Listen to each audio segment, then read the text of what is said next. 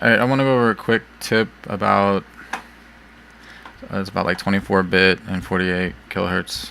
Okay. You have a thing called noise floor.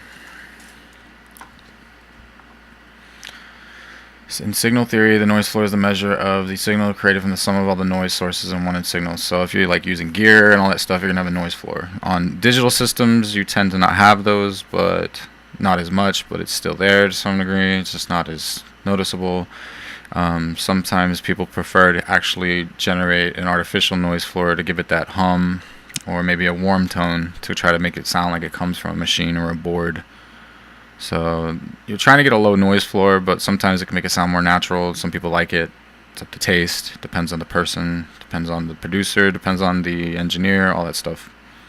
But generally, when dealing with noise floor, you kind of want it to be lower than what the audio is coming in at, so that when the audio is there, you can increase the audio if you have to, but you're not going to get all that, going, like taking over the entire mix. So then you also have the noise ceiling. Well, not necessarily. I don't know if they call it ceiling. Hold on. Like it's in 96. What is it? 96 or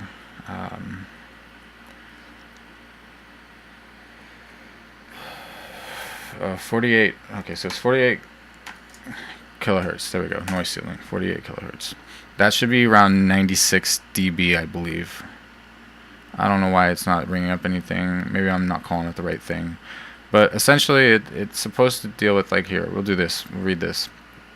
Because it's essentially the noise ceiling, if anything. Yeah, 96. So, okay, some audio interfaces of the market run at 48 kilohertz and 24-bit maximum.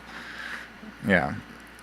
And that's the truth there. To be honest, with this 24-bit, it's really like in the waveform.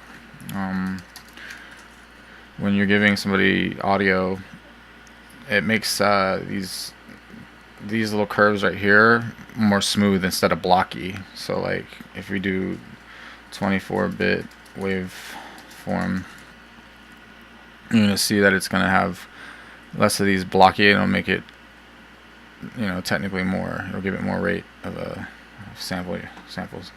So then it'll sound, I guess, more clean or crisp.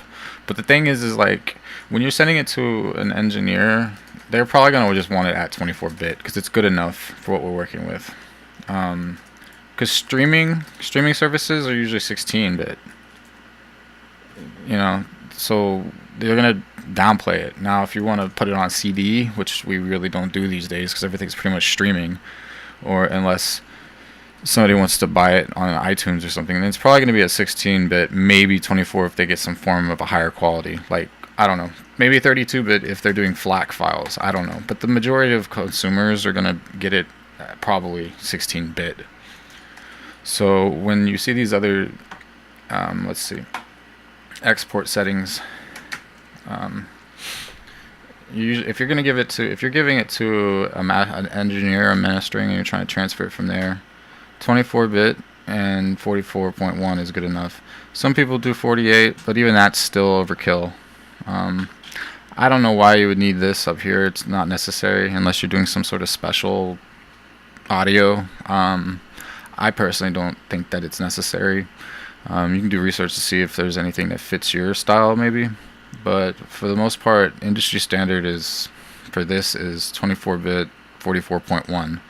Unless you're doing video. In video, it tends to go up to 48. I forget why, but it might just be because of the way their sound systems work with sometimes you got 5.1 Dolby surround, and you might need more headroom, I'm not sure.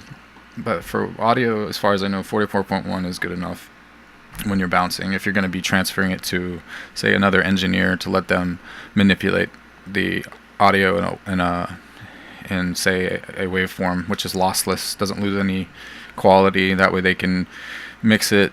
It doesn't have a downgrade of audio quality, say, for like, say this, because this is 8 kilobytes per second, 100, But even if you don't understand any of that stuff, this right here is pretty much industry standard for audio. Unless, of course, the engineer asks for a higher quality, then you can do a 32-bit float or whatever, and send it in that, and export it in that and send it to them. But like I said, most people aren't going to be asking for those things. Now, if you're doing the mastering yourself, after you've already mixed and mastered and everything, then that's when you can export it into a 16-bit, probably an MP3 file. Say you're uploading it to something like a Muse. I think it's a Muse. No, or maybe it's a Muse IO. Yeah, Muse IO. Like this, I think they want it in 16-bit when you upload it there to their streaming services. They'll want it in 16-bit, 48 kilohertz. Pretty sure. When you ask, and same with things like CD Baby. I think they want it in 16-bit as well. But that's once you're getting it.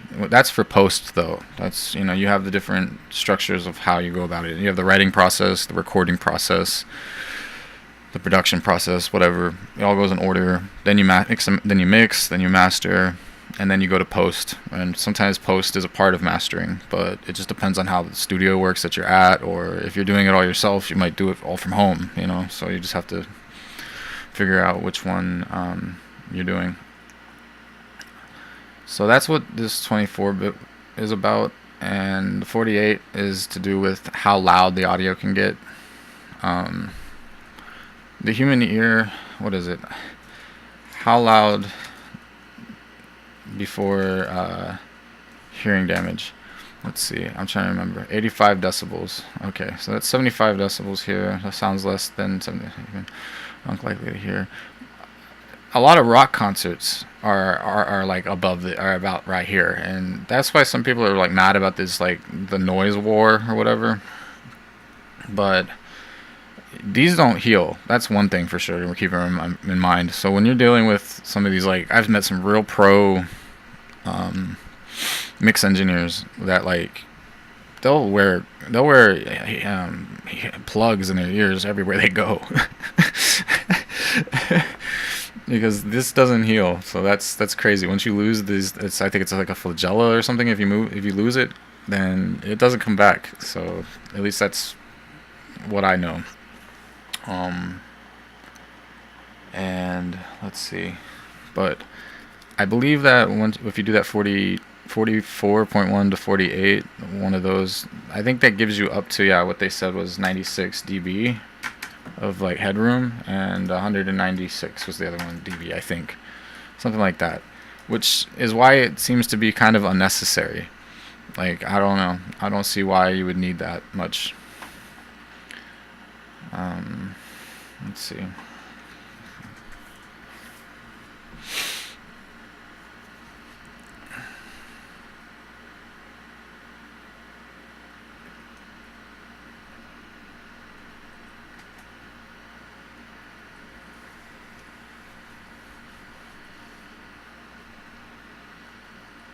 Yeah, like this guy's saying here, it depends on your intended use.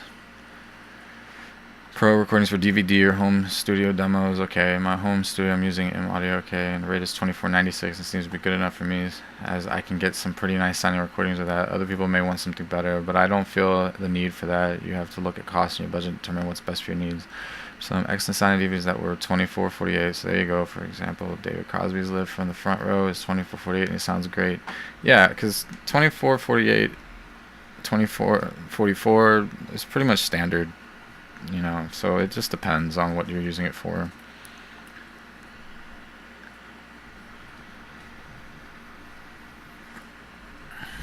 And another thing you got to keep in mind too is that if you're doing it like this too, you might not even have enough PC power to really run it with some of these different, and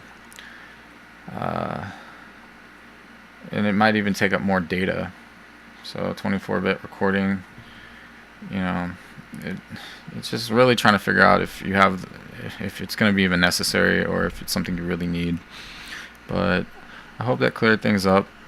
Do your own reading, and if you have any questions, definitely put it down in the comments. And if you like something, learn something from this, or if this helped get you in the right direction, definitely hit that subscribe button. And if you need any beats, leasing, check out my website. Links in the description for that as well. Hit me up on IG. I do personal producing if you need that. I also have leasing as well.